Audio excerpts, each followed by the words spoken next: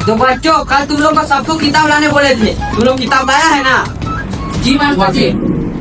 हाँ, अगर तुम लोग नहीं लाता ना तो तुम लोग को उल्टा टांग के मार। तो ठीक है, आज हम लोग मैथ पढ़ेंगे। तो सुमित तुम मैथ का किताब निकालो। जी मास्टर जी। अरे छोटा तुम निकाले क्या गया? तो रवि तुम मैथ का बुक निकालो। जी मास्टर जी। अरे छोटा तुम लोग निकाले क्या गया है? तुम लोग कोई पढ़ने नहीं आता है, तुम लोग खाली मालेबाजी करने आता है। रुकिए मास्टर जी, हम बुक निकालते हैं। अच्छा ठीक है तुम निकालो।